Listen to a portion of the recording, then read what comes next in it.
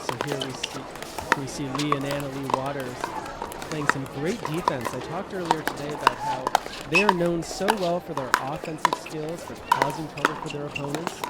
This is a really nice example, one of many we saw today, where they could transition from offense to defense and then back into offense again. There we see Anna-Leigh Waters with that two-handed backhand swinging volley.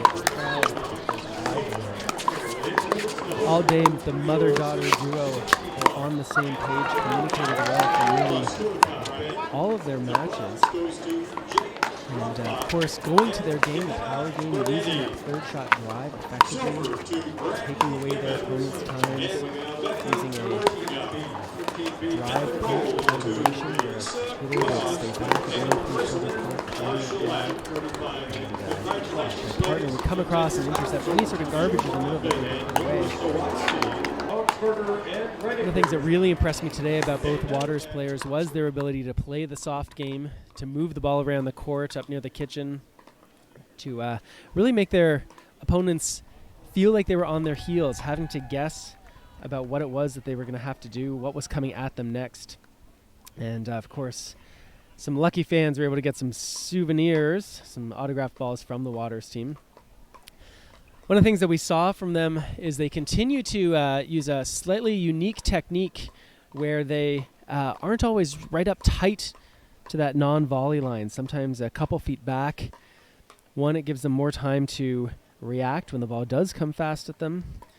And two is that if they do choose to let that ball bounce, that additional space that they give it allows that ball to sometimes come up high enough that they can really attack off both the forehand and backhand side.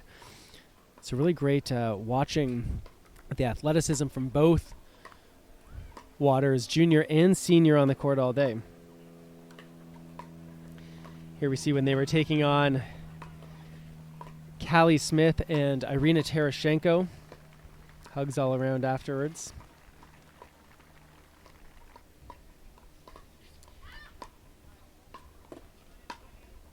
Lucy Kovalova and Simone Jardim faced Waters and Waters earlier on today.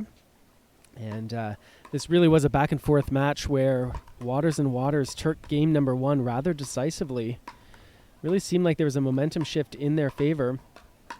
And Simone and Lucy able to come back, apply enough pressure, and take it in three.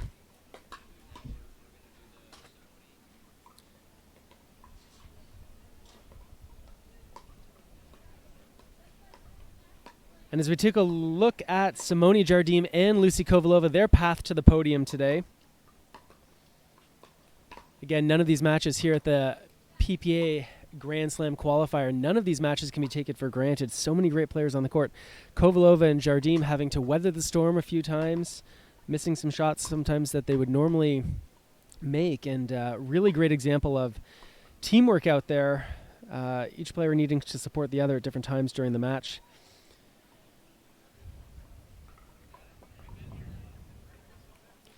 Love watching these players, how when they do win a point, there are moments, of course, where it's a real sort of display of emotion, but other times where it's very business-like out there, where the players, they get to work, they know what they have to do, they get the job done, and of course the crowd loves it. Here we see Jardim and Kovalova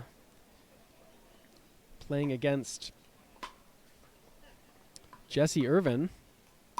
And Jesse Irvin put on a good performance out there today, really attacked on a number of balls that you thought were otherwise unattackable. Her partner, Lindsay Newman, out there as well. Kovalova and Jardim able to survive that match. You can see it there, that confidence building up as Jardim feels like they've got a chance to capture the first gold medal here in the women's pro division here in Mesa at the Grand Slam qualifier. When Lucy Kovalova got on a roll today, she was devastating out there on the court, putting away high forehands. You could see the Jardim fist pump. Really thrilling to watch these players out here fighting their way through, trying to get to the gold medal match, and now all four of these women have done it. Here again we see Lindsay Newman and Jesse Irvin trying to survive, but the firepower from Jardim and Kovalova just too tough. One of the things we can look forward into this match coming up here is a really interesting contrast of styles. I do expect that we're going to see Kovalova and Jardim try to draw the points out a little bit.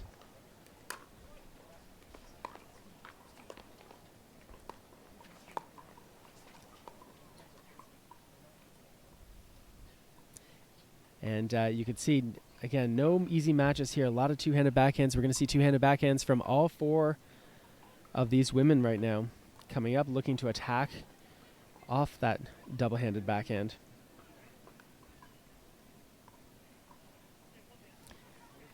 And there we go. We can see the Jardim and Kovalova taking that match against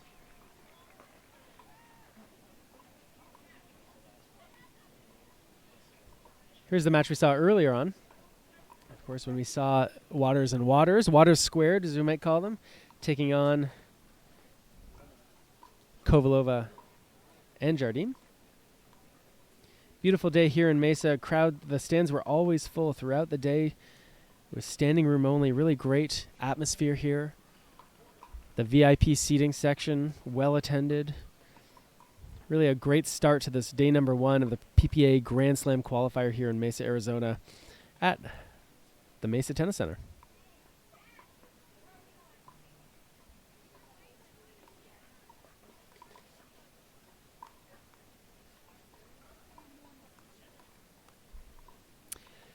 To me, one of the keys of the match coming up here as we look at some of a bit of a preview here from earlier today is the confidence that the teams show on the court is going to be a major factor out here.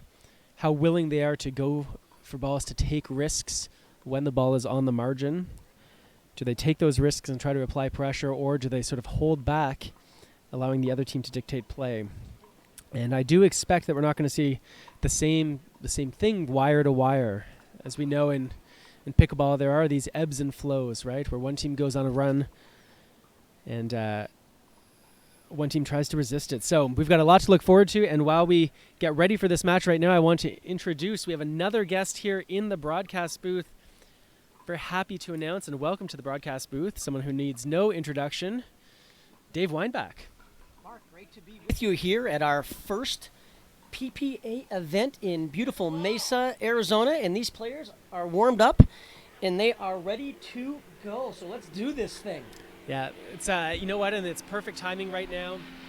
The sun has set. There's only a few minor shadows on the court. It's going to be easier for the players to see.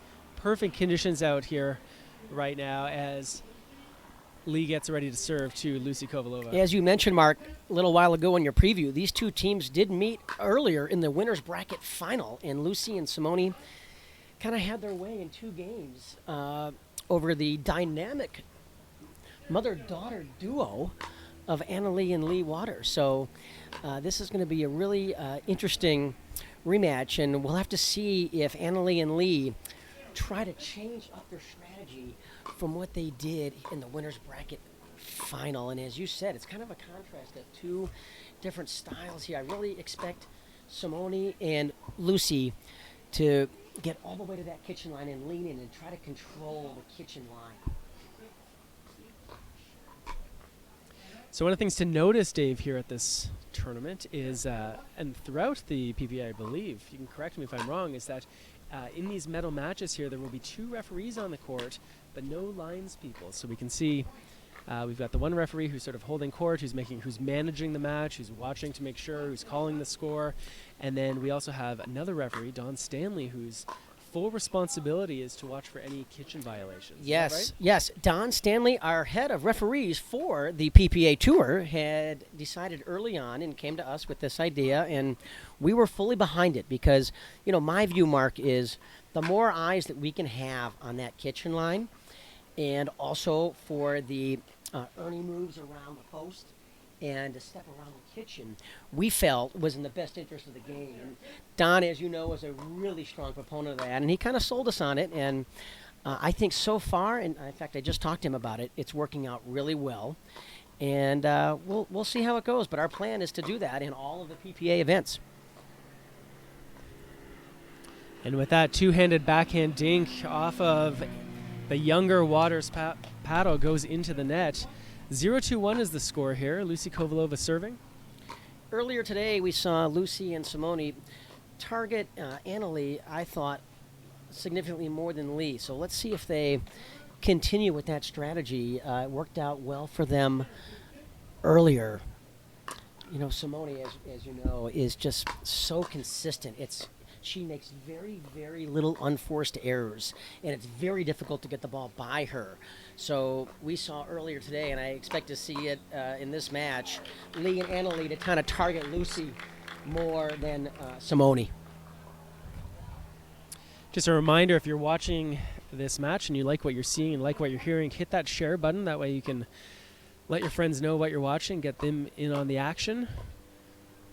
Share the pickleball love, as you like to say, Dave. Yeah, we just had our Share the Pickleball Love tournament in Arizona in December, and we raised $15,000 for 4 local charities. So got to share the love. I think that just sailed long. Boy, Mark, these ladies started this morning. Not this bracket, but the event started at 9 a.m., and we've had tremendous crowds all day long here at the Mesa Tennis Center.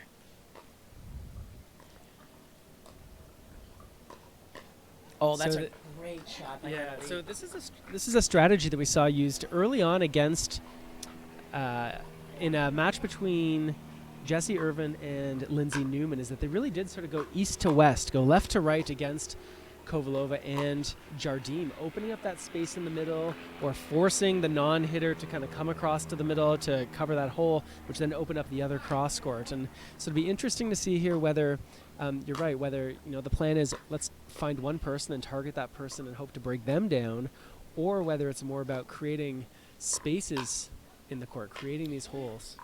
Well, we're seeing a pattern that's been working for Annalie and Leigh, and that Annalie is driving that two-handed backhand right at Lucy. I call her the Slovakian special. Hailing out of Wichita, Kansas, originally from Slovakia. And there it is again. Oh, look at the hands! There you go. And that's what I mean about sort of the confidence builder, right? You can see when Lucy's starting to feel it. Well, usually you can also hear it, right? But right now, 0-6-2 or 6-0-2, I should say. Jardim and Kovalova have some work to do here. Look at that poach from Leigh. There we go. And Jardim, Kovalova able to weather the storm there. 0-6-1. We are witnessing 4 of the best two-handed backhands we have in the entire women's game here.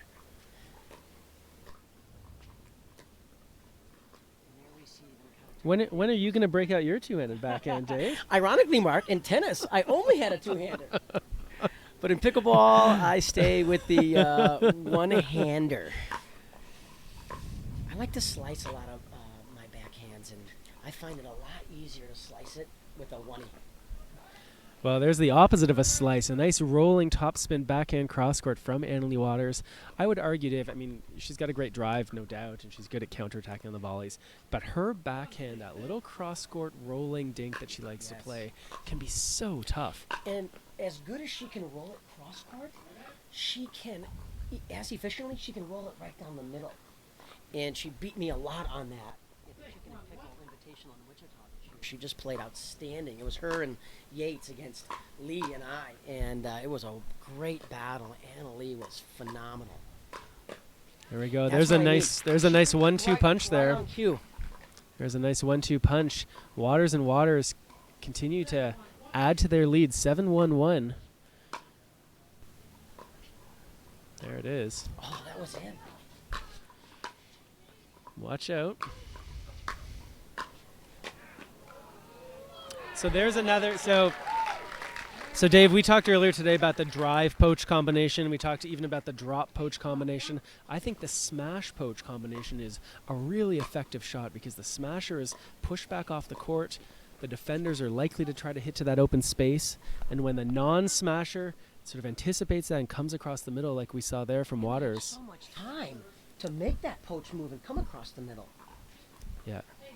It's really amazing. And, you know, people at home who's maybe play pickleball, like this is your side of the court, this is my side of the court. We start to see sort of the complete opposite of that here when we watch these women play. It's a strong trend we're seeing in the game, both on the men's and the women's and the mixed side, and I expect that trend to even accelerate.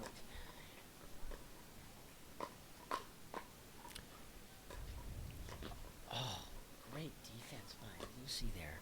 Get that ball back. The edge of her paddle. That's a rare unforced error on the backhand side by Jardim.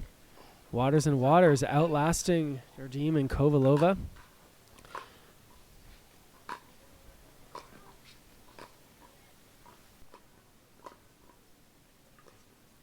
There's that little cross-court dink. Yeah. Yeah, and there's the down the middle one. And it's difficult to read it, Mark. Until you play against this, you can't anticipate it. Well, and there's so much spin coming off of it, right? And so it's tough enough to play a perfect dink, in the best of times, but to have a ball that's spinning so heavily at the same time compounds the difficulty. And it's very difficult to read where she's going with that. 8-1-2 here in game one of our gold medal match here at the first PPA, Professional Pickleball Association event here at the Mesa Tennis Center. It's been an unbelievable day of excitement and activity and enthusiasm here at our first PPA event. In fact, we're going to be right back in this area, Mark, in May in Scottsdale at the JW Marriott for our third or fourth PPA event. Yeah, there are so many beautiful venues to attend, and so this is one of the reasons we've been talking about people, whether they're coming to play as an amateur, whether they're one of the pros who's considering it. I mean, really not a pro considering it, because all the pros know about this circuit and how great it is. But even if you're just coming as a spectator, if you're a pickleball player who's got an injury or someone who just, tournaments aren't their thing, to come out here, whether it's here or any of the other events, is a real treat for pickleball fans. Yep. There we saw another example of Annalie rolling that two-handed backhand down the middle and had Lucy leaning the other way.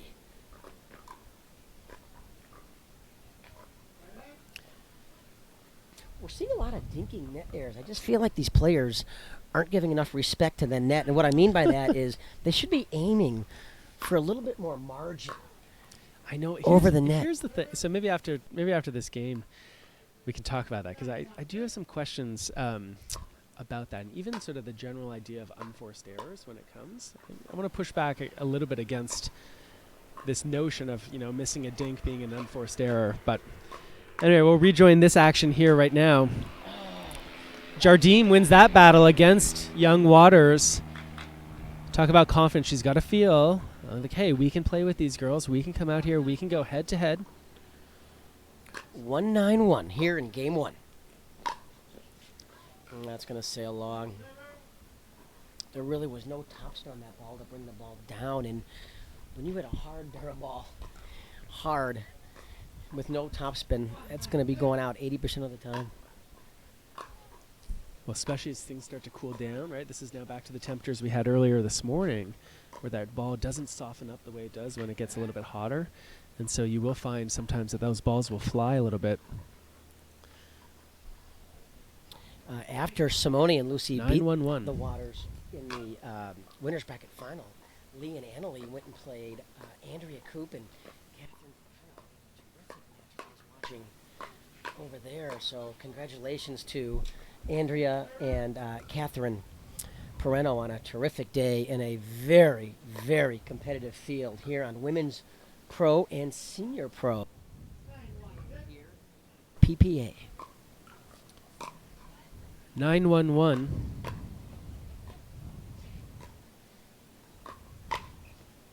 Lucy had that one lined up.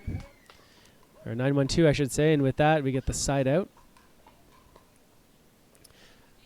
1-9-1. Jardim and Kovalova trying to build here. And Dave, how much at this point, are Lucy and Jardim playing, with the expectation or even the hope of winning this game? And how much is what's going on right now really about sort of building for game number 2? Because knowing these two competitors the way I do, Mark, they are not looking at game 2 yet. This game, they are thinking has ways to go. I've seen a lot of crazy things. Momentum can swing very quickly in this game. I've seen a lot of teams come back from 9-1, even 10-1. In fact, we saw it in the gold medal match in Wichita this year at the Chicken and Pickle Franklin Invitational. In the gold medal match, a team was down 1-10 and came back and won, I think 13-11 in the gold medal match. All right, there's going to be a quick hydration break here, and we're going to take one too. This is powered by Jigsaw Health. It's fun to feel good. Back in a minute. Pickleball is very, very different. 8 to 10 matches in one day, and each match could be 45 minutes. Being able to start and go and stop is very, very challenging. When I'm taking Jigsaw Health supplements, I have the confidence to stay out there all day, and I can stay focused, energized, and cramp-free. I wouldn't recommend Jigsaw Health to any of my opponents. You guys continue drinking whatever you're drinking right now.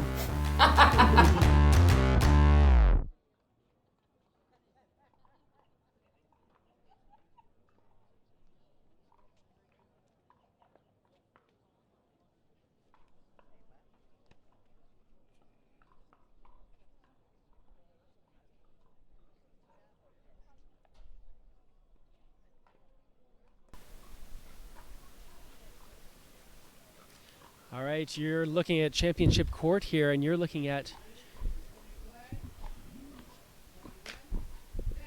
game point. Annalie Waters, 10-1-1. Kovalova with a risky return out near that sideline. Simone coming all the way to get that forehand. And Annalie with a counterattack at the left hip of Simone Jardim. She's not able to hang on. Waters hang on for a decisive 11-1 victory, which is something we saw a little bit earlier today against Jardim and Kovalova in another match. And so we're going to take a quick break, and while these players get ready for game number 2, we'll get ready as well. Back in a moment, Mark Renison, Dave Weinbach at the Grand Slam Qualifier Professional Pickleball Association here in Mesa.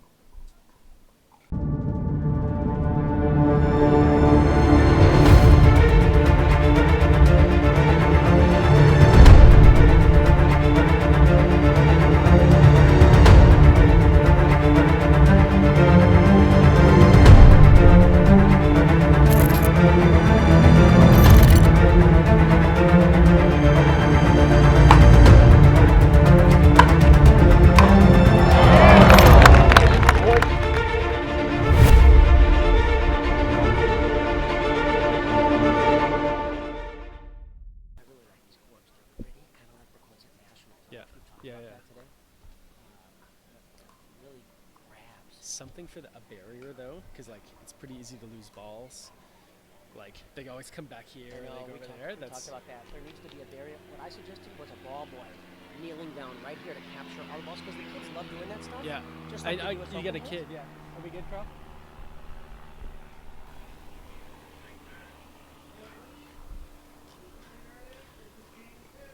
All right, we're back here in Mesa. Game number 2. Leigh and Annalie Waters took game number 1, 11-1 against Simone Jardim and Lucy Kovalova. I'm Mark Renison alongside Dave Weinbach. Great to be with you here, Mark. A reminder to our viewers, Lucy and Simone came out of the winner's bracket here. So remember, even if the Waters win the best 2 out of 3 games in this gold medal match, they will not be our gold medalists yet. That will force a tie-breaking game to 15 where the players will switch sides at 8. So, Dave, can you say something about... I'll wait till this point's over. Oh, look at the defense. Oh, I was surprised she let that ball bounce. I thought Annalie could have attacked that. Oh, my... What? Oh! What a... That is the best point I've seen That- in the entire game. That is why the crowd is here for this match. What a point. I was going to ask you, Dave, can you say something about the mentality if you're the player who knows that even if you come back, that even if you come in, let's say you win this match, that you then have to beat the opponents again because they are so far undefeated. Can you say something about the psychology that goes in? It's kind of, I guess, when you're on either side of that coin. It's really tough, Mark, because I've been on both sides of that coin many times where, I've come out of the winner's bracket and lost the 2 out of 3 and then had to play tiebreaker. And I'm telling you, it's mentally tough to stay focused and stay, energized. Let's face it, these players have had a really, really long day. And when you come out of the winner's bracket final, you really are highly motivated to get that gold medal match done in the best 2 out of 3. And I would say, I think it happens more often than not that the team that comes out of the consolation bracket and does win the 2 out of 3, they have that momentum. And they end up taking the tie-breaking game to 15. Yeah, I was talking earlier to Leigh and Annalie after they went to 3 games, and we were talking about how if it does go 3 games, whichever team wins the second game really has this momentum shift that goes into it, and so they really wanted to sort of wrap it up in 2, right, to prevent that shift. Yes. So while these players take a quick break, we'll stay with it. We'll stay with the feed. We'll say hi to a few of the people who are watching with us right now. We've got quite a few people. Let's see. Some names I recognize. Joey Farias. Think I've heard of that guy. Scott Goldenboy. Golden's watching. Sarah Yates Parker. Catherine Peranto. Peter Romando. Byron Frezzo. Connor Ogden. Yeah, he's here keeping an eye on us. Keeping tabs. Making sure we're doing our job. Friendly Kate Wilson is watching. My colleague over at Third Shot Sports.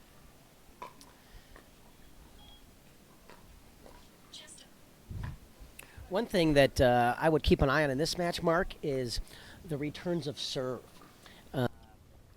I've got a good question. I got a good question for you in a minute. It's so important to get that return of serve kind of in that back third of the court because that makes your opponent's third shot so much more difficult.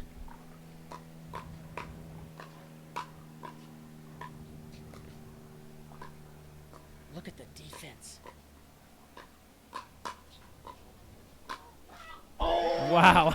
Wow. That was the kind of swing where it's like, I don't care if this ball is going out. I'm going to just hit her with it so she can't get out of the way. It's so hard to get out of the way of that. I mean, even though Simone said out way before Lucy hit it, Lucy was trying to get out of the way, but the ball's coming so fast, and you're so in the moment, and you're so locked into the ball.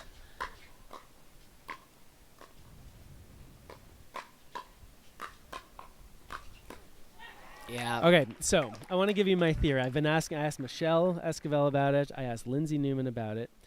All right, so I got to start with the premise. You return serve deep, partly because if your opponents choose to drive the ball in that third shot, at least they're doing it from far back. You've got lots of time to handle that ball, right? So it's a good neutralizing return when you hit that deep return. Right? Now, here's my theory. And I'm starting to see a little bit. And I saw some matches of you at Nationals where you and Ben and Kyle and Matt were often returning serves barely past the kitchen. But, tell you about it after this point. Nice toss off. But those returns were hit really low and with some backspin, so they stayed low. And so my theory is that in 2020, we are going to start to see more prominently players caring less about depth on the return and more about height. And even if, because those returns I'm telling you about, the ones that land barely past the kitchen that are low and skidding, even those balls couldn't be attacked by the likes of Matt Wright or Kyle Yates or Ben Johns because they're so low, they're going to have to hit up. And they're actually so tight to the net that you really can't hit that hard and still expect the ball to stay in play. So am I crazy or what? You are not crazy at all. I'm a huge proponent. What I teach on the returns of serve is talking about the height of the ball.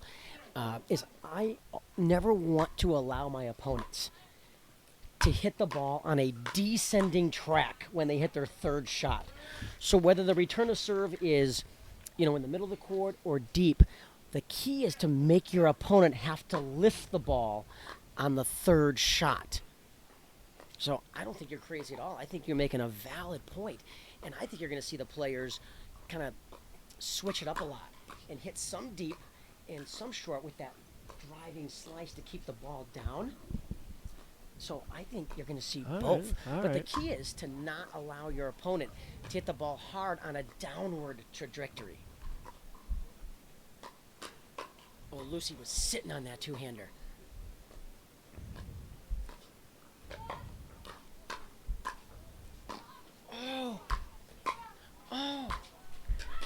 Oh, terrific point. Great pickleball out here. Now, I really appreciate some of you sending us comments saying, oh, Dave's voice is coming in and out. What's up with the mic? I don't know if you've ever spent much time around Dave Weinbach, but he's a very enthusiastic broadcaster. and so he'll sometimes move back and forth a little bit. But maybe we'll restrain him a little bit and keep his head still in place. Oh, great backhand by Leigh. She got that ball down and made Simone have to lift that ball.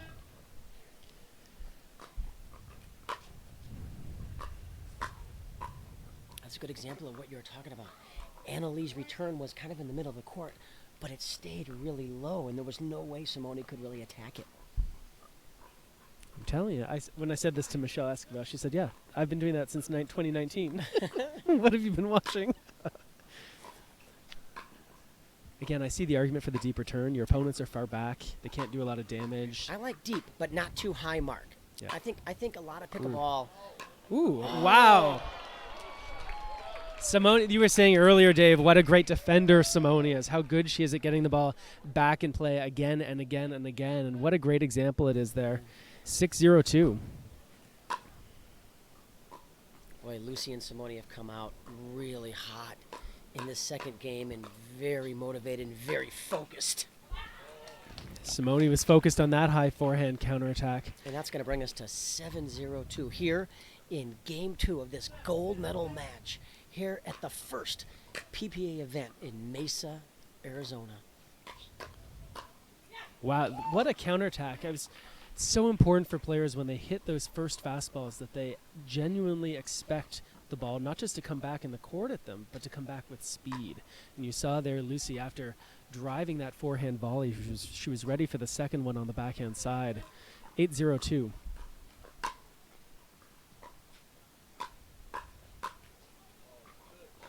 Boy, not only did Lucy get to that ball, she really got a lot on that drive, and I think it actually surprised Anna Leigh that the ball came back that quickly.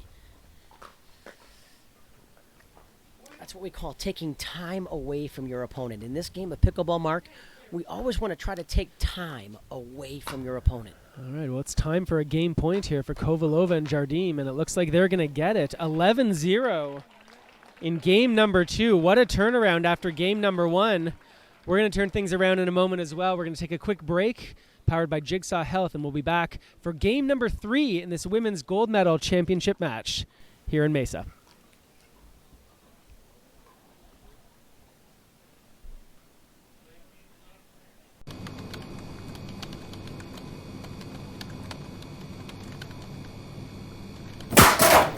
Not today.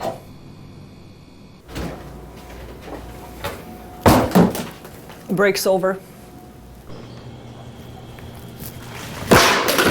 You dropped something. That's a wicked backhand.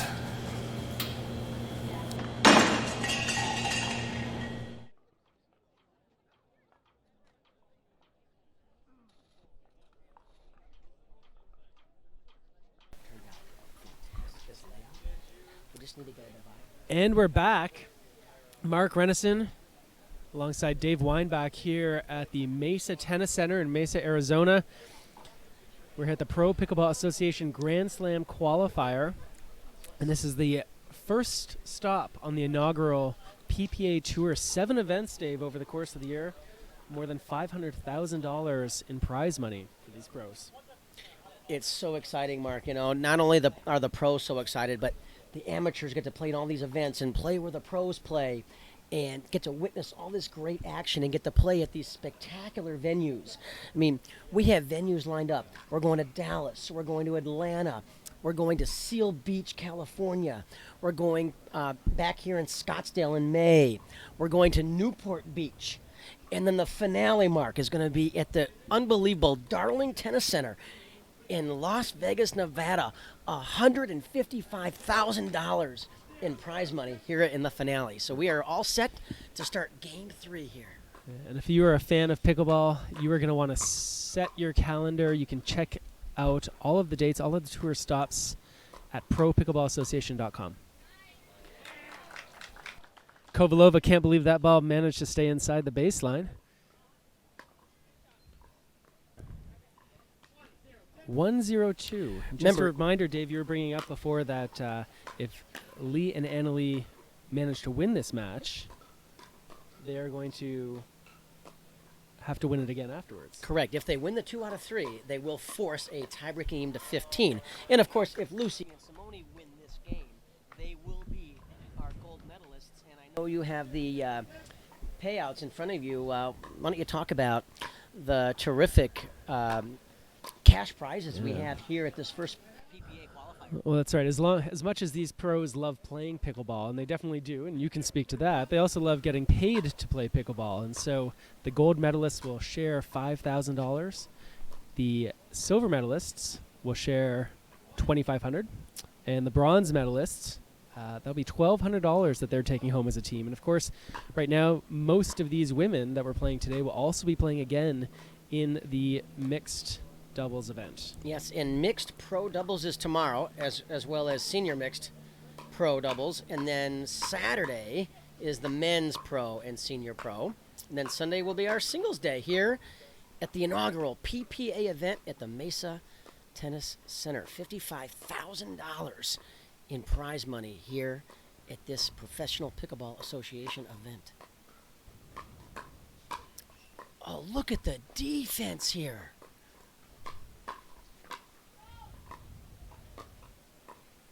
Terrific hands. Oh, I thought she made the wrong decision there, Mike. You know, when that ball gets that low and it's on your left shoelaces like that ball pretty much was, I would not recommend trying to drive that ball hard. That's when we're going to try to block that ball back in the kitchen. What did we say earlier, Dave, about the importance of confidence, right?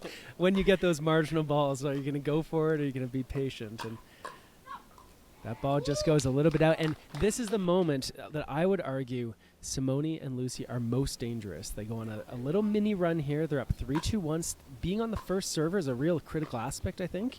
It frees them up to be aggressive and still know that they're going to be able to serve and score in a moment. And this, to me, is where, if I'm Waters and Waters, you've really got to be careful not to let Kovalova Jardim get out of control. Jardim's third shot there hangs about 2 balls too high and an easy put away for Leigh.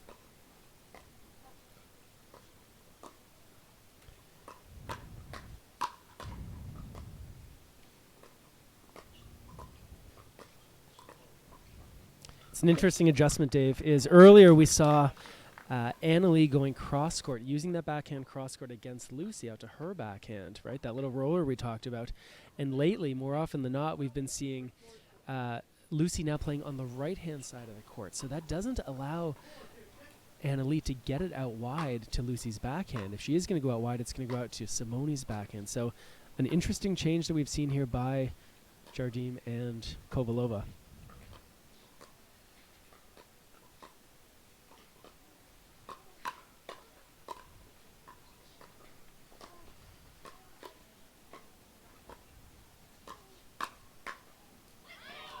That ball just catches the line.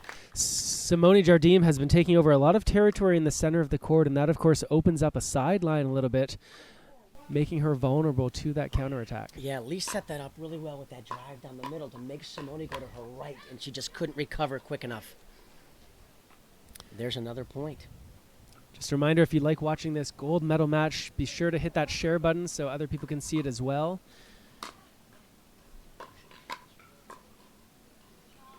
Folks, share, and like, so many people can enjoy all this wonderful content. Mark Renison, thank you for coming down from the frigid air of Canada to join us this week in beautiful Mesa, Arizona. Well, I've been actually down in Arizona for more than a week now, and I've been waking up and it's been below freezing. It's been in the 20s when I've been waking up lately prior to this, and now things are heating up both off the court and on. It's a real treat to be here for me. Lucy gets to the ball but can't quite get it up and over the net. Simone's going to take over serving at 4-3-2.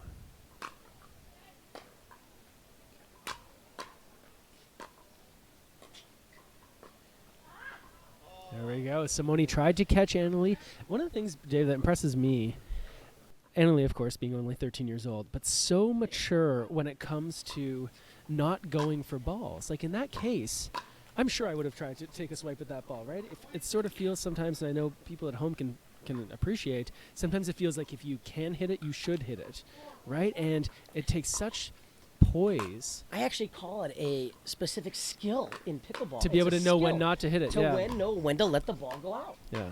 And we actually talk about that. There we go. In And our once lessons. again, Kovalova going head-to-head against the young Waters. Kovalova comes out on top.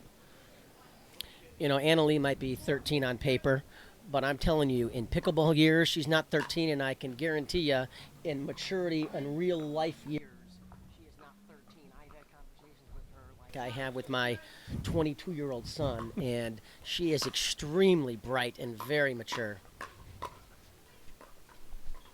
Homeschooled by her mother, Leigh. Fun fact. Fun fact, yeah. They're going to check the ball here. I think we've lost about 15 degrees since these players warmed up here this evening. So maybe you can say something a little bit. So Durafast 40 is the official ball of the PPA Tour. Can you say something to people about, as a player, as we hear one of the airplanes go by from the nearby airport, as a player, how do you play differently with this particular ball in cooler conditions like we have now compared to warmer conditions like we saw earlier in the day?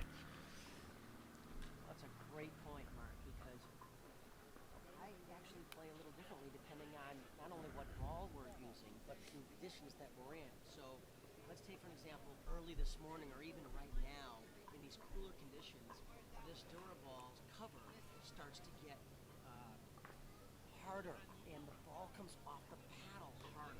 So we kind of have to rein in some of these hard drive shots and maybe take a little bit off, get a little more topspin on the ball so it comes down. When we play in warmer conditions with the Duraball, it tends to soften up just like any ball would in the heat. So you can be a tad more aggressive. In some of the other balls that we use, like the Franklin ball, that is a softer cover ball. So in hot, humid conditions, that ball tends to get a little bit more softer even than the Duraball. So the players are well aware of those conditions. And, you know, sometimes in timeouts, I'll actually say something to my partner. You know, we've lost 5 degrees, the ball's playing hotter. Or, you know, it's a little warmer than when we started, the ball's hotter. You know, the ball's a little softer. So it's a really good point that you raised because it actually can change the strategy.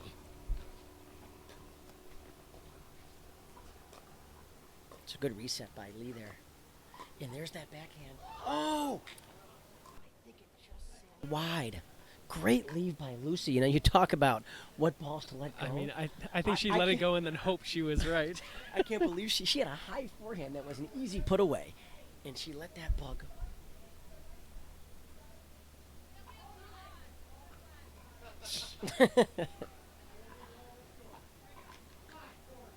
(5-4-2) here in Game 3. Remember, if the Waters win this game, that will force a tie-breaking game to 15. Pushes Leigh back. Yeah, Lucy played that point very wisely. Didn't have to do anything crazy. Smart, consistent pickleball. Really interesting here how Lucy is really committed to receiving that ball, like that drive off of Annalie on the backhand side. I mean, she moved so far over to her right to set up the backhand opportunity. She sits on that two-handed backhand. That's her ready position. There it and is. That's the shot that she wants. But you just got to think that it goes so, like, she's got to move over so much, and there just seems like a few times. I mean, you're right. As good as her backhand is, her forehand's also great, right? And to counterattack off of that. It is, but for those of us players that sit strong on our backhand side, we want that backhand because, as you know, it takes time to transition from that forehand grip or from the backhand grip to the forehand. So, you know, she's trying to save herself from having to do that. All right, and speaking of time, we're going to take a quick break as well. Powered by Jigsaw Health, we're going to be back in a second with the completion of game number 3 here at the gold medal match. People have this conception that pickleball, oh, that's an old person sport, but I don't think they realize how physically demanding it is with those quick bursts and long, grueling points. The first U.S. Open, I found myself cramping in 2 different events. When you start cramping, it's too late. And when I first started playing, I wasn't ready for that. The biggest difference I feel on the court with Jigsaw products is I'm not cramping at all. It gives you that mental confidence that your body's going to hold up. Jigsaw products will provide a lot of value to you both on and off the court.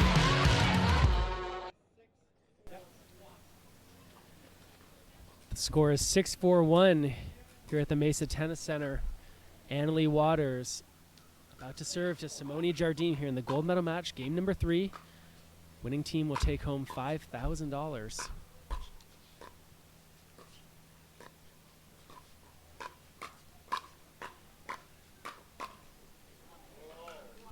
Once again, Jardim and Kovalova come out on top after that battle at the kitchen line. 6-4-2.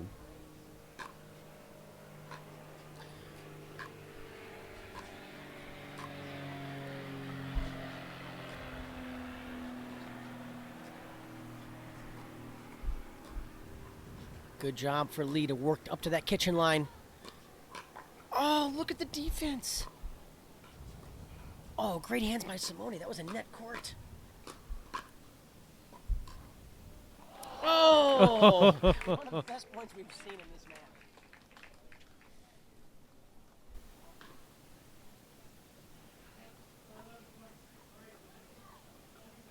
All right, at 7-4-2, at 11 points, we take a quick timeout. We're going to take a quick break. We're going to be back in a moment with more here from the Grand Slam Qualifier in Mesa.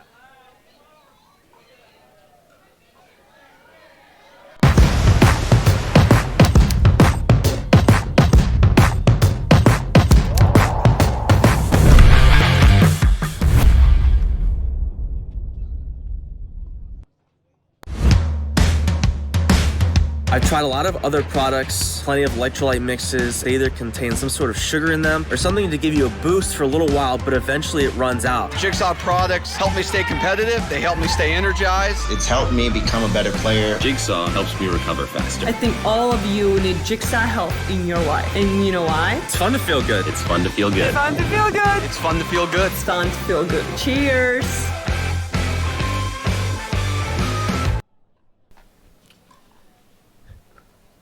We're back live here, championship court. 7-4-2, Leigh Waters serving to Simone Jardim. They are looking to close out this championship match and take the very first Pro Pickleball Association gold medal in women's pro doubles. But they're going to have to get past Lucy Kovalova and Simone Jardim in order to do that. And Simone has something to say about that, Dave. See how she got that ball to Leigh's forehand? So when you see your opponent sitting strong backhand, it's always a great spot to go down low to their forehand side. Read your opponent's paddle position. Yeah. Lucy read that paddle position pretty well off of Anna Leigh. She did go toward the forehand, but not quite tight enough to the hip. Lucy was sitting on it, as you say, and able to attack. 5-7-1.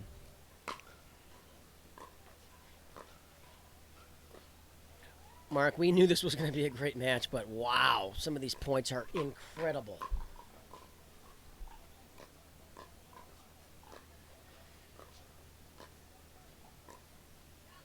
Ah, there we go. So earlier we saw Anna Leigh Waters using the cross-court roller to Lucy's backhand, and now that they're both playing on the right side, she's able to use it to her forehand. That's a tough serve from Simone. Oh, great drive by Simone. Leigh's going to get it. Oh! Wow. Simone loves that angle. Yeah, that little inside-out forehand overhead smash. The best Leigh can do is get the tip of her paddle on it. Yeah, that's a great lead by Anna Leigh. We so want to hit those high forehands. It takes a lot of discipline to let that ball go.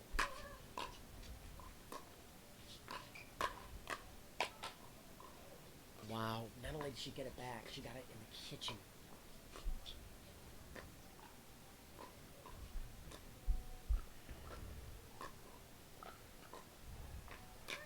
Oh, It didn't get enough wide, Mark, where she could go around the post. I think her initial read was wait and try to go around, but it never got wide enough. And then it was too late. By that point, she was already swinging. 7-6-2.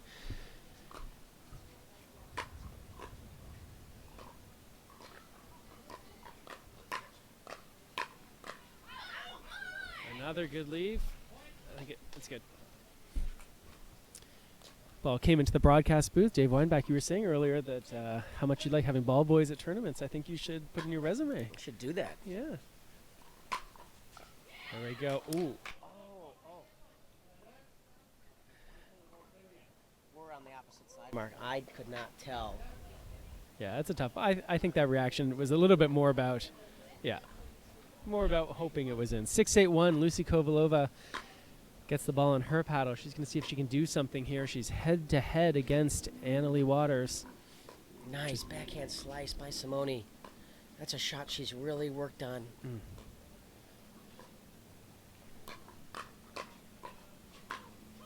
Wow.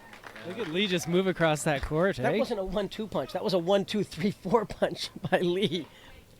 6-8-2.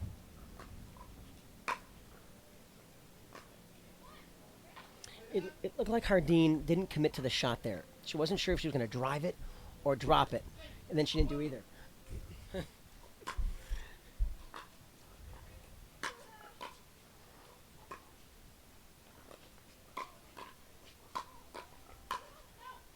That's where you were talking about how The back, and she goes so far over. She goes. So there's no way it can be a forehand because if you get the ball to her forehand, it's going to be out. She's like Lindsay Newman, who sets up outside the baseline, just waiting for the forehand. There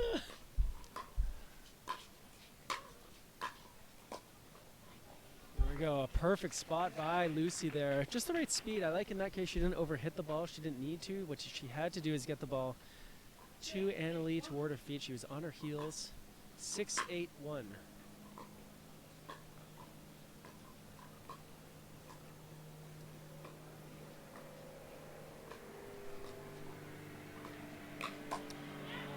Oh, Anna Leigh hung that dink about a foot too high. You'll do that against any of these players, you're going to pay a very steep price. All right, at 7-8-1, players are going to take a timeout. We're going to take a quick one, too. This hydration break is brought to you by Jigsaw Health. It's fun to feel good, and we'll be back in a minute. It won't go. Oh.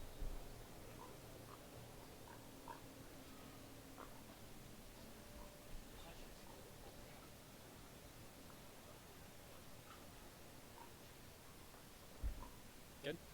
Matt Wright, Kyle Yatt, court 2.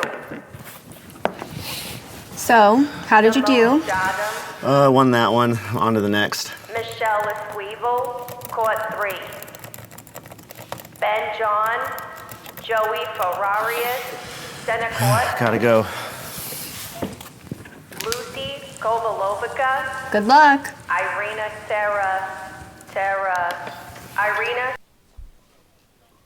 And we're back here, nearing the end of this match. 7-8-1 in this women's championship match. A reminder that if Waters and Waters win this game, it's going to go to a tiebreaker game, first to 15. 7-8-2. And if Jardim and Kovalova can finish it off here, that'll win them the gold medal.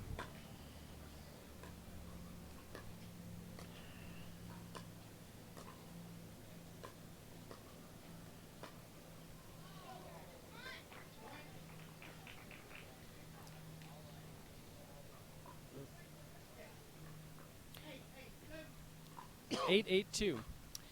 Everyone here sensing what an important time in this match this is right here. Oh, what a great get by Lucy. The ball was on her shoelaces. Let's remember that point, Mark. That is a huge, huge point. That gets them to 9-8-2 when Leigh Waters thought that point was over.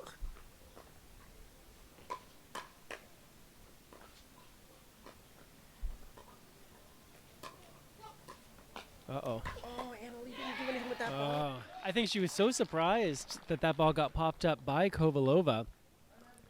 Even though there's a timeout, we're going to stay here for a moment with this one. 10-8-2. We've got a championship point coming up here. I think Leigh and Anna Leigh want that point back. You know, Anna Leigh got a high forehand that 9 out of 10 times she's going to put that ball down. So, Dave, you were saying as we sort of tee up tomorrow, what is it that people who will be tuning in or who might even come down and watch, what is it they can expect to look forward to? Folks, if you are in the Phoenix, Arizona area, you have got to come and see this live action. We have the top players in the world all here at the Mesa Tennis Center.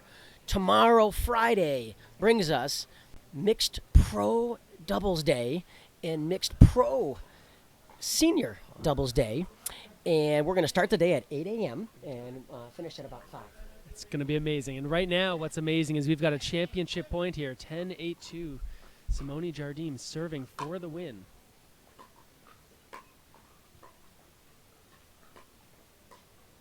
Anna Leigh being extra cautious there.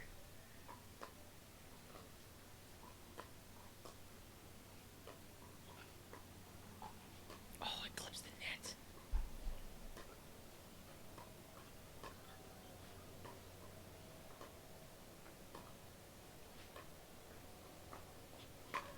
Oh!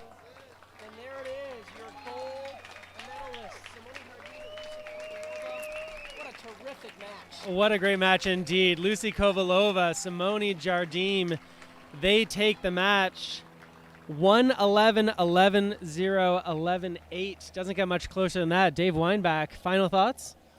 Boy, that was a thrilling match, and what a terrific crowd we had. I bet we had over 200 people here live, and I'm not sure what we had on the live stream, Mark. Did you notice? Oh, they've been going all day. Remember, you can always share these videos with your friends even after the fact. Be sure to share it. Be sure to let people know they can see it. And we're going to get a quick interview with the champs after this. And we're going to be back again tomorrow morning. You can start to watch the stream. Be sure to check out Pro Pickleball Association at their website, on their Facebook, on their Instagram. You know what to do. You can find them. Stay around for a few minutes if you want a final interview with the pros and the gold medalists, Lucy and Simone. And for Dave Weinbach, I'm Mark Renison. Thanks a lot for watching. Good night, all.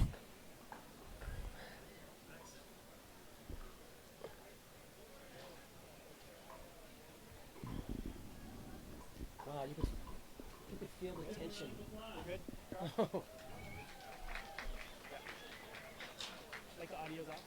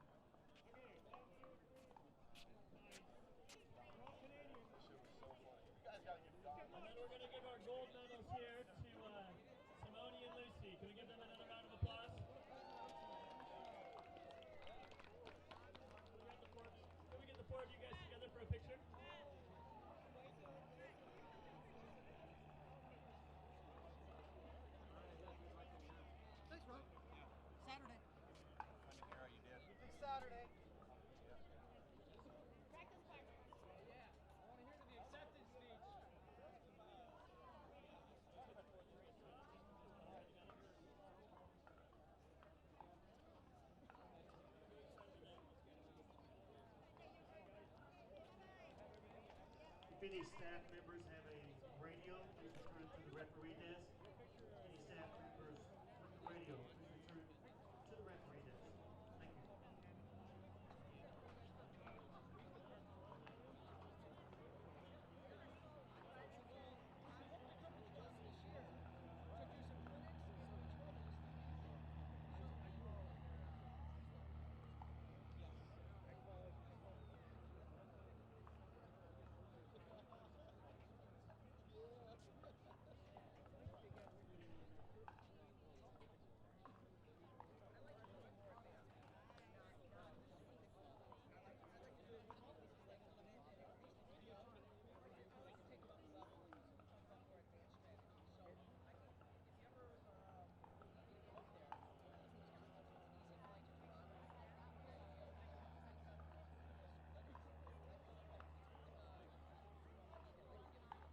Am I on?